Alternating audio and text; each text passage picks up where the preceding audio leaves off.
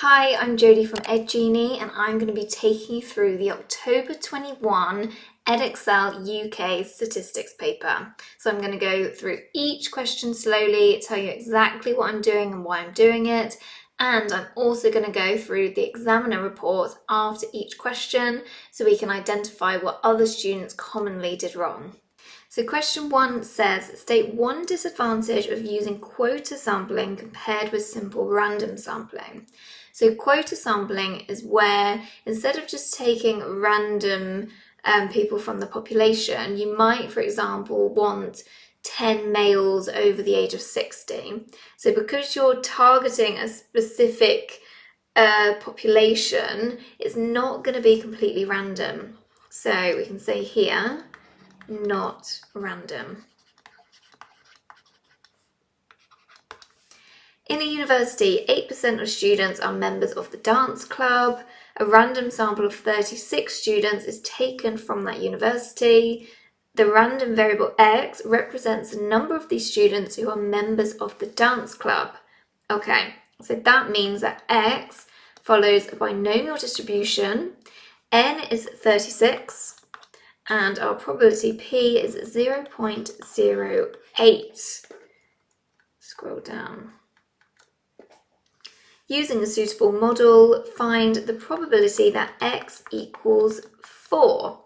So, we're going to use our calculator. We are going to go to this option, distribution. It's different depending on what calculator you've got. So I've got the Casio Class Whiz. And because it's x equals, I'm going to use this one, so binomial PD. It doesn't matter here which one we use, but because we've only got one probability we're finding, we can just use variable. So x is going to be 4, n is 36, and p is 0.08. And we've got 0.167. Okay, and that's the 3 significant figures. So the next one is the probability of x is greater than or equal to 7. So remember, when we're using our calculator, it's going to calculate the probabilities from 0 up to and including the value of x that we put in. So if we want the probability that x is greater than or equal to 7, we want to do 1 minus the probability that x is less than or equal to 6. Because we want to take away the probability that x is 6, but we don't want to take away the probability that x is 7.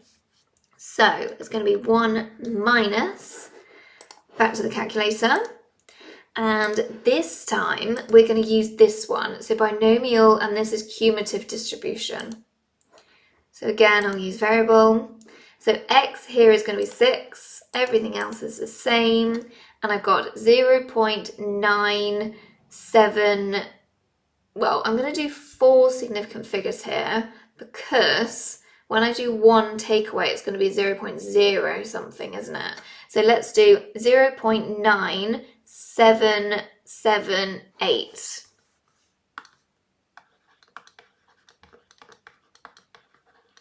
But don't worry too much about the significant figures because you'll still get the marks. 1 minus 0.9778 is 0.0222. Part C. Only 40% of the University Dance Club members can dance the tango. Find the probability that a student is a member of the University Dance Club and can dance the tango. Okay, this is fine, 1 mark. So University Dance Club is 0.08. Of those that can dance the tango, it's 0.4. So let's do that. 0.08 times 0.4 is 0.032. Next one, part D. A random sample of 50 students is taken from the university. Find the probability that fewer than 3 of these students are members of the University Dance Club and can dance the tango. So we've got binomial distribution again. I'm going to call it y this time. and because we've already used x. N now is 50, and our probability of being members of the dance club and dancing the tango is 0.032. So the probability of fewer than 3, okay, so we don't want 3, we want fewer than, so 0, 1 or 2. That's the same as the probability of y is less than or equal to 2, because then we can put this straight into our calculator. So, same one, we want the cumulative, so that's option 1. Variable, so x now is 2, n is 50, and p is 0.032. So it is 0.785.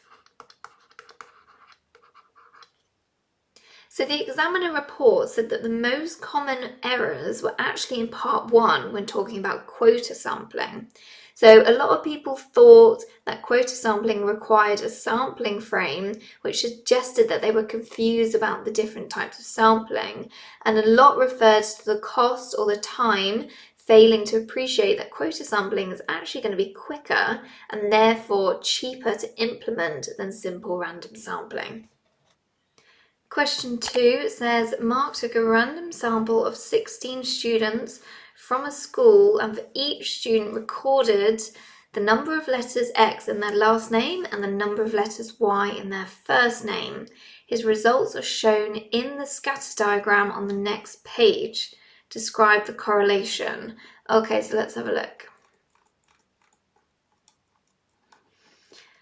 So it's negative, isn't it? Because you can see it's kind of like roughly looking like that, isn't it? So it's going to be a negative correlation.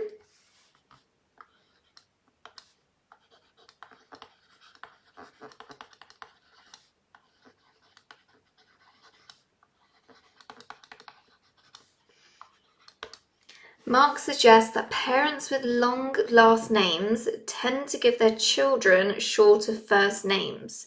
Using the scatter diagram, comment on Mark's suggestion, given a reason for your answer. So it's 1 mark. So we've already said that it's a negative correlation. So yeah, sounds reasonable, doesn't it? That if it's going to be a long last name, they're probably going to have a short first name. So what we can say is that Mark's comment is compatible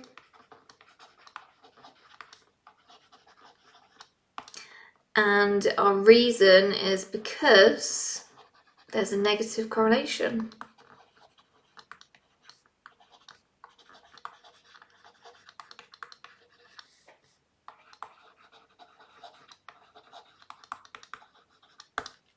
Part C says, right, the results from Mark's random sample of 16 observations are given in the table below. Use your calculator to find the product, moment, correlation, coefficient between X and Y for these data. Okay, so let's have a go.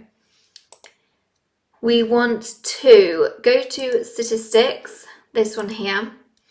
And because we've got X and Y, we're going to use option 2. So this is where you've got 2 variables. So we've got X, we've got Y. Then we need to put in our values. And don't worry if you've got the frequency on, because you can just leave the frequency as 1. That's no problem. So the X values are 3, 6, 8, 7, 5, 3, 11, 3, 4. Oh, we've got loads. Let's put it over here. 5, 4, 9, 7, 10, 6 and 6. Okay, now let's do all the Y's. I should have checked, were there 16 there? Let's hope so. For the Y's, we've got 7, 7, 4, 4, 6, 8, 5, 5, 8, 4, 7, 4, 5, 5, 6, 3. Good. We had 16 of both. Right, after you've done that, so you've put in all your x and y values, you're going to go to option over here. Then, can you see option 4 says regression calculation? Click on that one, and it's this R value that we want. So it's minus 0.54, and I'm going to put 545, so that's 3 significant figures. So minus 0.545, don't forget.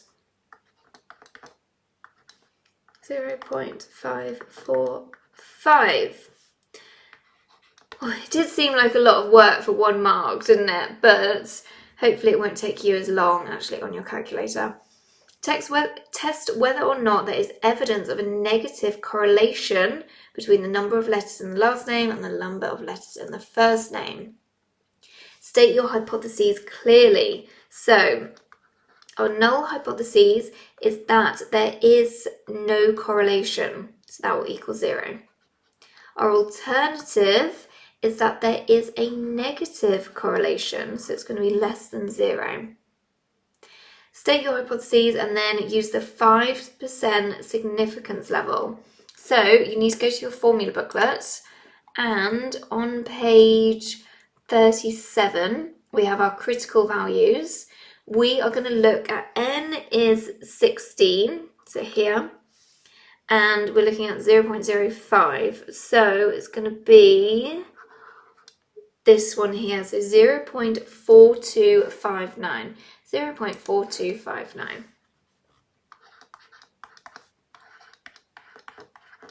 But remember, it can be positive or negative, so it's the 2 different extremes, isn't it, either side.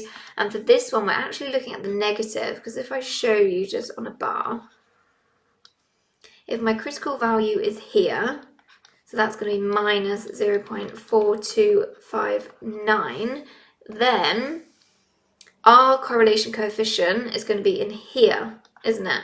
Because that's going to be minus 0.545. So therefore, we're going to reject H naught.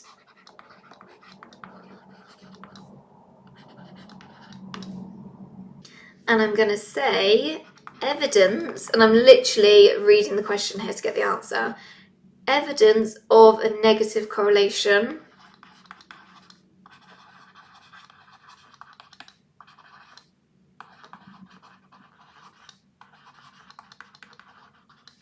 between the number of letters in the last name and number of letters in the first name. Yeah, let's write that all out.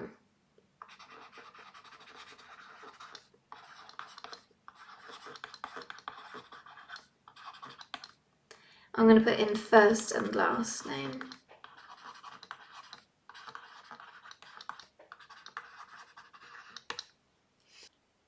So the examiner report said that in part D, few students managed to score the final mark as the conclusion was not related to the context of the question. So you literally need to go back to the question and read, like literally write down what it's saying. So it said here that prove whether or not there's evidence of a negative correlation between the number of letters in the last name and the number of letters in the first name. So you literally just have to write that bit out. I obviously made it a little bit shorter, but literally just write it out and then you're going to get that mark. Question 3 says, Stav is studying the large data set for September 2015. He codes the variable daily mean pressure using this formula. The data for all 30 days from Hearn is summarized by this. Part A says, state the units of the variable x. So you just have to remember these, unfortunately. But for this one, so what is it? Is it daily mean pressure? It is going to be HPA. Part B says, find the daily mean pressure for the 30 days.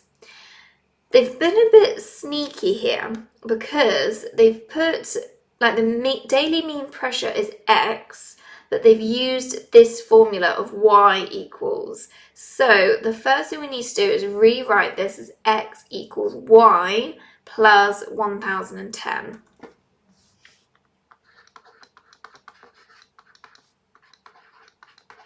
Okay, so therefore we can find the mean of X is going to be the mean of Y plus 1010. So the mean of X, so we've got the sum of Y, which is 214. So we need to do 214 divided by N, which is 30. Plus 1010. Put this into our calculator and we have got 214 over 30 plus, I have got 1017. It's probably alright just to leave it like that, but I'll just put a few decimal places because we might need it later. So I'm going to put 1017. Part C says, find the standard deviation of the daily mean pressure for these 30 days. So even though we have the formula here, remember that if we have the standard deviation of X, that's going to be the same as the standard deviation of Y, because this doesn't matter. So we can write that, so we can say standard deviation of X equals standard deviation of Y. So to find the standard deviation of Y, we are going to do the square root of the sum of the y's squared, which is this, so 5912,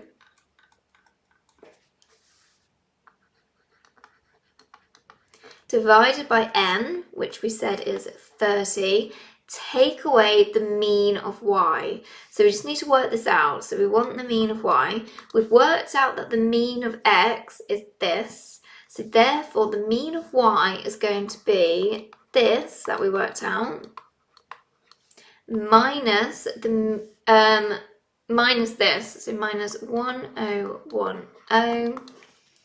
So that is, we can do that in our heads, so that's 7.13, let's say. Okay, so this is the mean of y because this was the mean of x. So then we do 7.13 squared, and this is going to give us, put the whole thing into our calculator, over 30, take away 7.13 squared. I have got 12.09. And for part D, Stav knows that in the UK, winds circulate in a clockwise direction around a region of high pressure and in an anti-clockwise direction around a region of low pressure. The table gives the daily mean pressure for 3 locations. So we can see that because we worked out what our mean was, and it was what, 1017, we can see that these are all high pressure, can't we? So that means that they're all going to go clockwise because they're all high. Let's just put high so we know. Then the cardinal wind direction. So cardinal wind directions mean the direction that the wind is coming in. And we have our 3 locations. So if I draw a very rough diagram, let's do it down here, of the UK, something like that. I know it doesn't look like that. This is Lucas, this is Heathrow, and this is Herne. So if they're all going in a clockwise direction for the wind, this is going to be your north, this is your east, south and west. Can you see how it's going to like come around in this direction? So we have got west, northeast and east. So the west is going to go over to here. The northeast, which is in here, is going to go down there to Heathrow, and the east is going to go over there to Herne. So we have got west, northeast, and east. So the examiner report said that students were familiar with large data sets and nearly 70% scored 3 or more marks. So that's good. That the coding caused problems for many in Part B, and finding the mean of y was easy enough, but then adding the 1010 seemed to elude a great number of candidates. Another frequently seen error was to add the 1010 to the sum of y, leading to the common wrong answer of 40.8. So basically it was this part here and the fact that it was a formula that really tripped up students. Question 4 says a large college produces 3 magazines. One is about green issues, one's about equality, and one is about sports. A student at the college is selected at random and the events are defined as follows. So G is the event that they read the green. Okay, yeah, we got that. The Venn diagram, where P, Q, R, and T are probabilities, gives the probability for each subset. Find the proportion of students in the college who read exactly one of these magazines. Okay, so that's quite easy because it's just going to be 0.08 plus 0.09 plus 0.36. So let's write that down.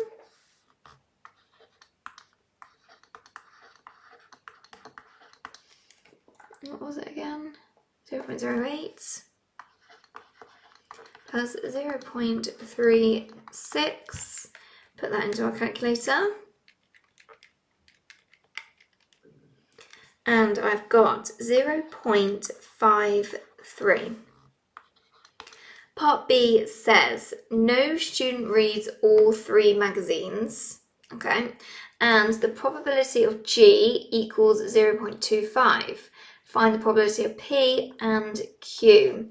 So if no students read all 3 magazines, then P must be 0. And find the value of Q. So if that one's 0, all of this, so this whole circle adds up to 0.25, so then we can find out what Q is. So 0.08 plus 0.05 plus Q equals, what were all these numbers again? 0.25. It's also plus P, but obviously that's 0, so it doesn't matter. So Q is going to equal 0.25 take away 0.08 and take away 0.05, and I've got 0.12. Part C. Given that the probability of S given E is 5 over 12, find the value of R and find the value of T.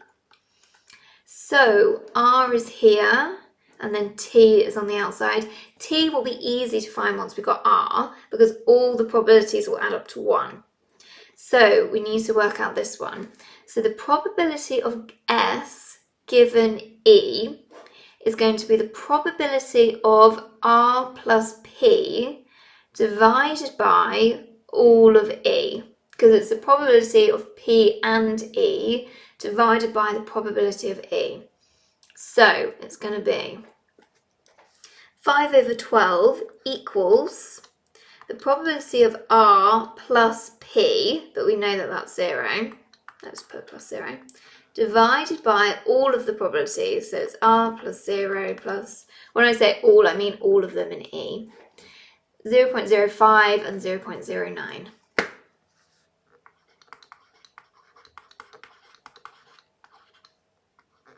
Okay, let's simplify this. So 5 over 12 equals R over R plus 0.05 plus 0.09. Why are we putting this into our calculator? We know what that is. Okay, let's do a bit of rearranging. So let's multiply by R plus 0.04, 0.14. So that's times by 5 over 12. Should I times it by 12? No, because it's going to be decimals anyway, so there's no point. So let's multiply that out. What is 5 over 12 as a decimal? It's not a great number. Okay, we'll leave it as 5 over 12 times r. 0.14 times 5 over 12 is 7 over 120. Yeah. Right, 1r take away 5 over 12r is going to be 7 over 12 r's. So 7 over 120 divided by 7 over 12 equals, oh, that worked out really well, 1 over 10, which is 0.1. So that's our value for r. Now, what we should have done is actually written these in. 0.1, that was 0. What was p? What was q, sorry, 0.12. Right, t is going to be all of these plus t equals 1. So 0.08 plus 0.05 plus 0.09 plus 0.12 plus 0 plus 0.1 plus 0.36 equals 4 over 5. So 4 over 5, which we'll write as 0.8, plus t equals 1. So therefore t must equal 0.2. Part D. This has been quite a nice question, hasn't it? Determine whether or not the events S and, so this means not in E, and G are independent. Okay, so S and not in E are basically these two values here. So 0.12 plus 0.36. Let's write this down.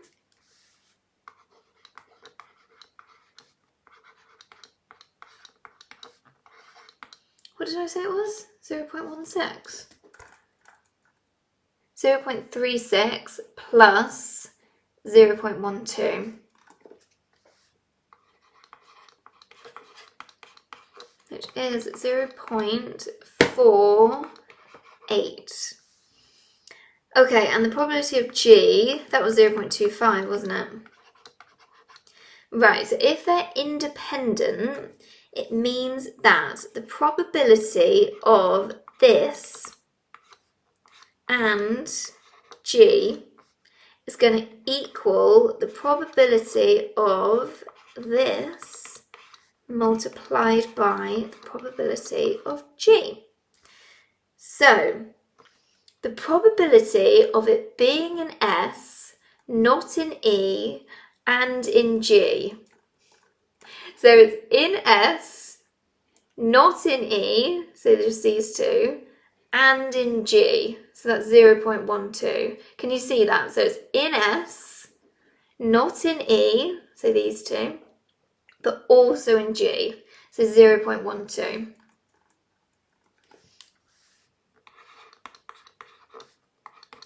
Probability of this, so this was 0.48, multiplied by 0.25.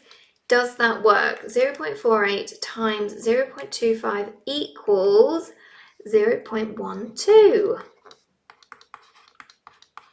So we can say, therefore, I'm going back to the question, determine whether or not the events that and that are independent. So I'm literally going to write that out. Therefore, S and not an E and G are independent. So the examiner report said that over 18% of students who took this paper scored full marks.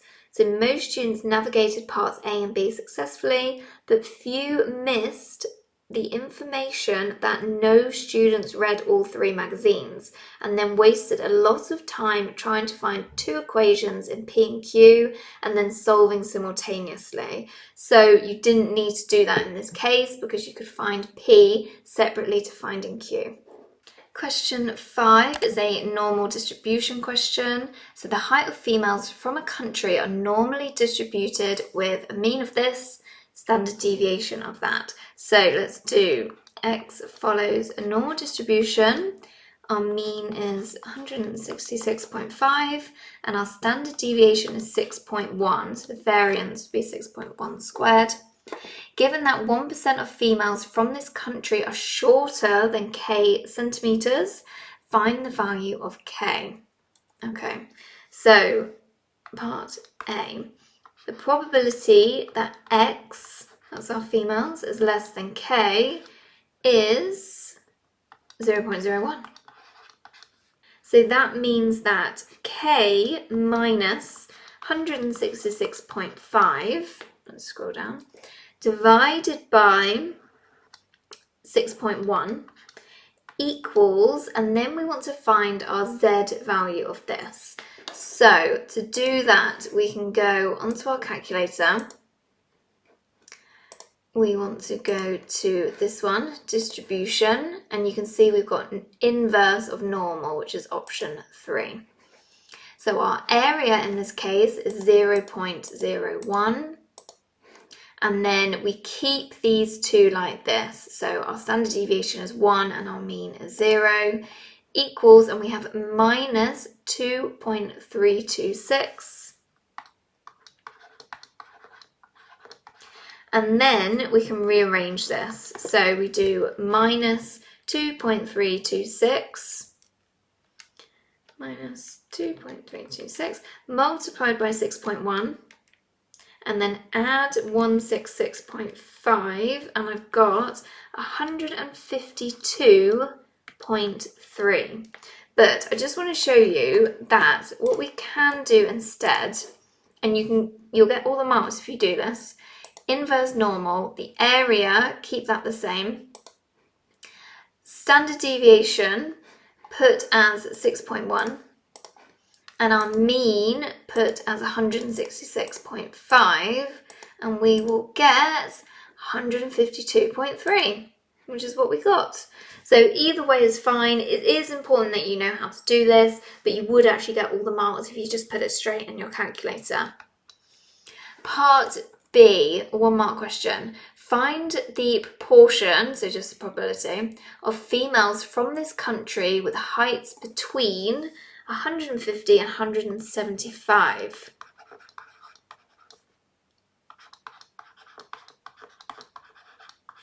So, calculator again. We are going to go to normal CD, so that's our cumulative. Our lower is 150. Upper is 175. It's already got our information from before, so we've got P equals 0.915. Then part C. A female from this country is chosen at random from those with heights between 150 and 175. Find the probability that her height is more than 160. So we want the probability that x is more than 160, given that it was between 150 and 175. But we need to be a bit careful here. So when we do the probability that x is greater than 160, we actually have to do 160 up till 175, because otherwise it's going to be all the probabilities greater than 175 as well. But because we know that the height is between 175 and 50, we need to put that limit in. Okay, so this is 150 to 175, which we already know that one because we just worked it out, was 0.915. So we just need to do the numerator.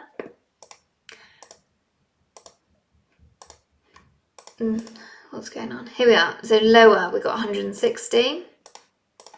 Up is 175. So it's 0.775. Put that into our calculator. 0.775 divided by 0.915, and I have got 0.847. And part D. Question says, right, we're doing a hypotheses test. The height of females from a different country are normally distributed with standard deviation 7.4. Mia believes that the mean height of females from this country is less than 166.5. Mia takes a random sample of 50 females from this country and finds the mean of her sample to be this. Carry out a suitable test to assess Mia's belief. Okay, so the null hypothesis is going to be that the mean equals, what was it, 166.5? Let's check. Yeah. And then the other one, the alternative, is that it's less than that, which is what Mia believes. So if we let y equal the, heights of females from a different country? Yeah, heights of females from a different country.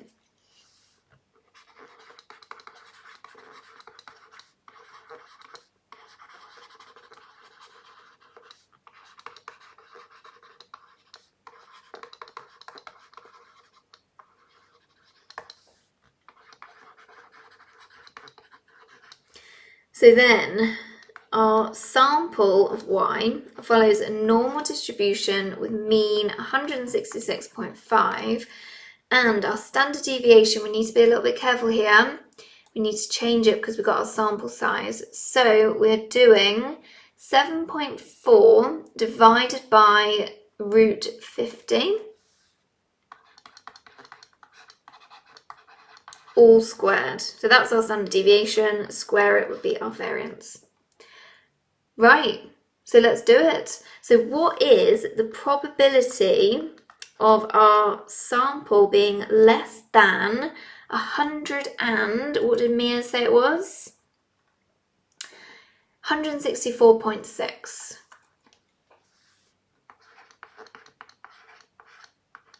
Okay, let's have a look on the calculator. So our lower bound, we can just put minus 99999.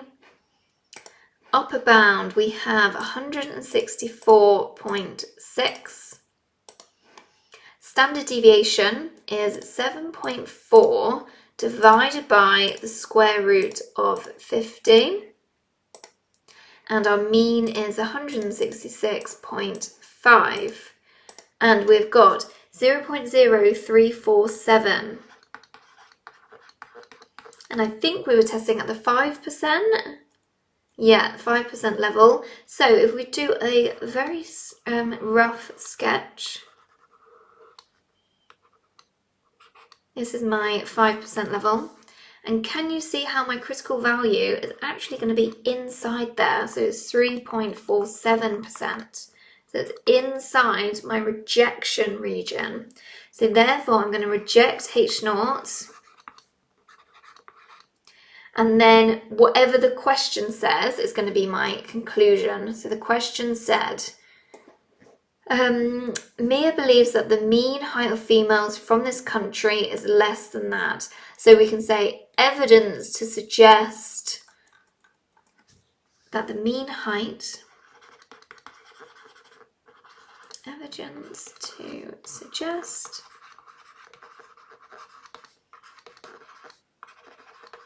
mean height of females. What did the question say? Mean height of females from this country is less than that. Mean height of females from this country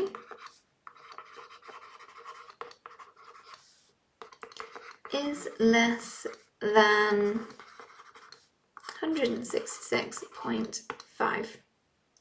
So the examiner report says identifying the conditional probability in part C, so that was this one here, defeated many students, and some of those who seemed to be attempting to use a conditional probability were unable to use the correct notation to write their expression. So those who did start with the correct conditional probability and moved on to a ratio of probabilities often had a correct denominator, but the common error was to have that the probability of it was greater than 160 as the numerator rather than between 160 and 175. Question 6. The discrete random variable x has the following probability distribution. Okay, we've got some logs here, where a, b, and c are distinct integers. So that means that they're all integers and they're all different. All the probabilities are greater than 0. Find the value of a, b, and c. Show you're working clearly. Okay, so we know that these three must equal 0.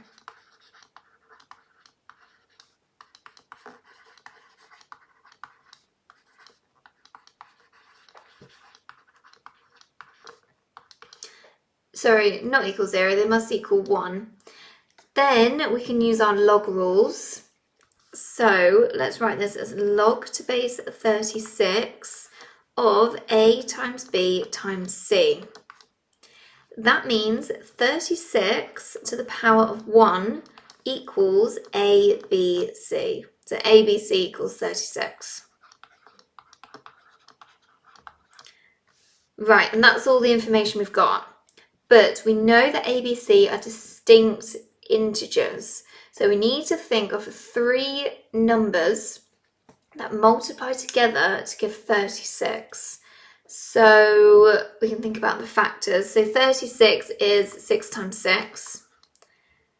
And that's the same as 6 times 3 times 2, isn't it? So that must be it. So A is the smallest number. So A must equal 2, B must equal 3, and C must equal 6. Quite tricky to spot that though. I feel like that's a bit mean. The independent random variables x1 and x2 have the same distribution as x. Right, find the probability that x1 equals x2. So what they're basically saying here is the probability of x1 equaling to x and the probability of x2 equaling to x. So that would be the same as the probability that x equals x all squared, which I know is a bit hard to get your head around. So to find this for each of ours, we need to do log 2 base 36 of A, which was 2, squared, because that's the probability of that one, plus, and then the next 2, so it's log 2 base 36 of 3 squared plus log 2 base 36 of 6 all squared. Then we can put that into our calculator. Log 2 base 36 of 2 all squared plus log 2 base 36 of 3 all squared plus log 2 base 36 of 6 all squared equals, and I have got 0.381. So the examiner report said there is a requirement in the specification for questions occasionally to draw together knowledge from different areas of pure. So this was a question aiming to do that. So basically they brought in logs even though that's a pure topic. Many students realised that to start the problem they could use the fact that the sum of the probabilities must equal 1, but fewer than half of the students could move beyond that mark. Part B was often left blank, though the first mark was available without the values of A, B and C, provided brackets were used correctly for the expression. Nearly 10% managed to score full marks for the question. And that's the whole paper. So let me know in the comments how you got on. Make sure you like and subscribe to my YouTube channel.